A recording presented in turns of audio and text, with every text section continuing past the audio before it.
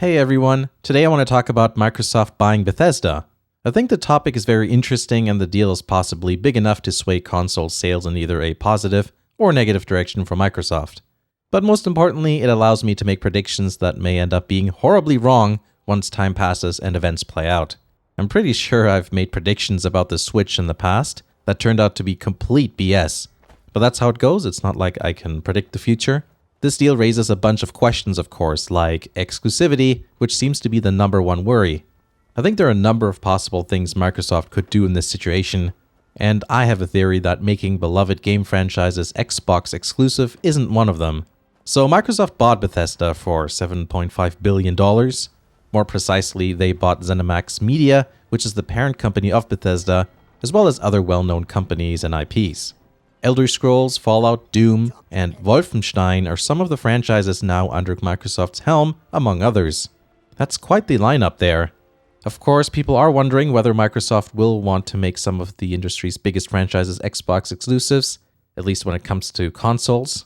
I always play Elder Scrolls and Fallout games on PC, so I don't think I need to worry about those not coming out for the PC. But personally, I'm thinking Microsoft isn't going to go the exclusivity route. Microsoft bought Mojang, and Minecraft is still a multi-platform title. In fact, it probably showed them how much more of a profit they can make with a popular multi-platform game. Something I'm sure a lot of you have been seeing in the last little while is Microsoft's focus on their Game Pass subscription service.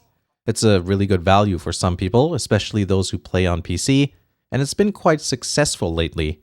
Recently, EA and Microsoft announced that EA Access will be part of Game Pass Ultimate and PC, at no additional cost.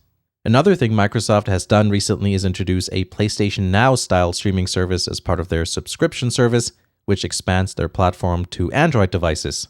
Microsoft acquiring ZeniMax means that they now have the opportunity to bolster their Game Pass service with some really popular titles, which would make the service even more of an attractive proposition, especially for people who are on the fence when it comes to signing up. In that way, it's similar to the EA Access inclusion.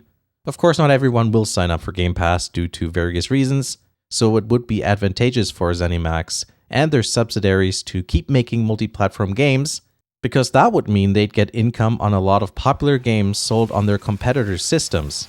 I guess you can consider that as a way to make Microsoft's gaming profits less dependent on their hardware sales. At least that's how I'm interpreting Microsoft's recent actions. That all being said, other people have different theories as to what's going to happen with ZeniMax and Co. And I do wonder if this purchase announcement is actually going to end up helping or hurting Xbox hardware sales. It's hard to say.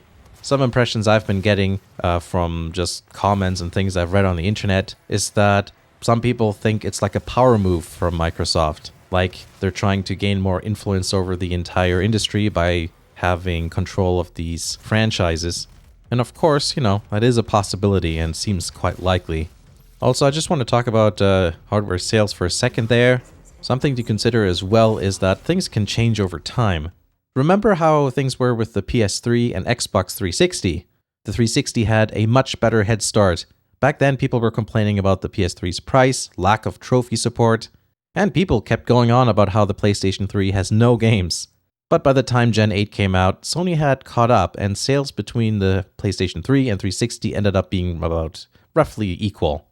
My prediction is that the Xbox Series X and S are probably not going to be as popular as the PS5, which seems to get more attention of the two, but I think sales probably won't be as bad as the Xbox One. Remember, the Xbox One had to deal with a couple of pre-release PR disasters, mainly the then mandatory always-on Kinect, and the one-time use physical games that you couldn't resell. People very much did not like that, and Sony used that situation to win over gamers and pull off into the distance. These days, Microsoft doesn't have that to deal with, so it seems like they learned their lesson with these two issues. Another thing to note is that not all sales are going to happen right away. There's usually another peak close to or at halfway through the generation, so whatever we may be talking about right now may not be relevant at all in a few years' time. By then, it might be other issues and topics that will sway buyers in one direction or another. Anyway, that's just my opinion on the matter. There's a few different opinions and theories, so let me know what you think about Microsoft buying Bethesda. Normally, I don't really cover mainstream gaming news, but I have done retrospectives in the past about various successes and failures in the video game industry, mainly Well, I say mainly consoles. I'm pretty sure it's all consoles. So maybe this will be a good video to reference in a few years' time. And then I can say, hey, remember that prediction I made a few years ago? Yeah, that was wrong. But seriously, I really love the Elder Scrolls series, so it's because of that I wanted to just touch on the subject. I hope you enjoyed the video. Like I said, let me know what you think about this entire deal there. Thanks for watching, and I'll see you again in the next video.